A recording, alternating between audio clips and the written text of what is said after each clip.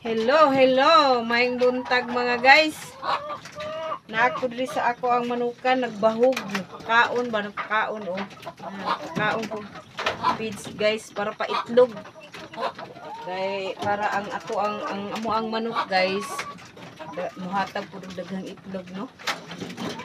So kani man kung ako ang manukan guys, dili ra ni dako, gamay ra ni. Nara ni sa mga 150 ka buok manok guys, pero ang itlog po kada adlaw guys mahatag mo po. So wow ni guys, kay sa karon guys ako may nagatiman pa nagpakaon kay akong bana guys wa man diri ah. So tuwa man siya sa Canada guys, nagkuan siya sa iyahang nagkuan nagkuan siya siyang passport guys, nag-renew siyang passport kay gusto niya nga mupuyo pa diri og dugay, dili siya ma-default. Ma-deport ay guys, dili ma-default kay ma-default basketball to. So naa guys, pagkaon ako sa akong manok guys, mangulikta tag itlog kay lisod na matamakan, sayang matamakan nila guys. Humana man ako sa lagi pagkaon guys. Sangit mo yung itlog guys, lisod.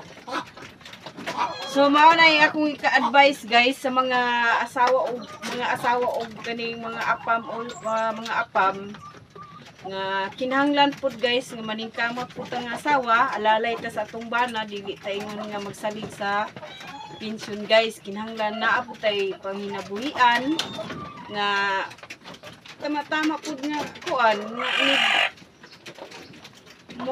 mukuhan sila guys kay tungod kay senior citizen na ana man gyud na guys, kabalo na mo og senior citizen na nga natay na sila ikabilin nato ng mga asawa ng Pilipino nga di po ta maglisod, dili po ta mag kuan.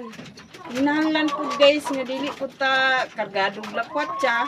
Kinahanglan guys nga naa po tay ato ang kuan, natay ato ang kapanginabuhian nga mutabang ta. Kay ako kay naman ko'y gamay kani amo ang gamay manukan, apod may gamay tindahan, naapod may mga tanom-tanom na mga kuan sa kuan guys. Kay unsaon man guys nga ibang good kinahanglan guys nga magsalig ta sa ilang pensyon. Kinahanglan malihok pud ta ang asawa mga guys kay lisod na no kung magsigira ta og kuan, sigira tag suroy-suroy, sige tag lakwat sa guys sa sweldo sa tuang bana nya pagkahuman. Pag mawala na tong bana guys, wa na luoy na ta mo ano pud ta guys. Munyamba na pud tag asa ta magkuan. magkuan. So mao ni guys, amo ang kalingawan guys, amo ang kinabuhi guys na natay apam, hindi mo pa magsalig guys. So ora ni lipay na guys siya guys, nga naa siya manukan kay sila guys wa man gud ning mga ingon ani guys, naay manukan guys pero katong mga dagko lang nga nay kaya sa building, maghimog building guys kay kani di man magsilbi ni sa ilahang mga ingon ani nga manok guys kay tugnaw nga area. So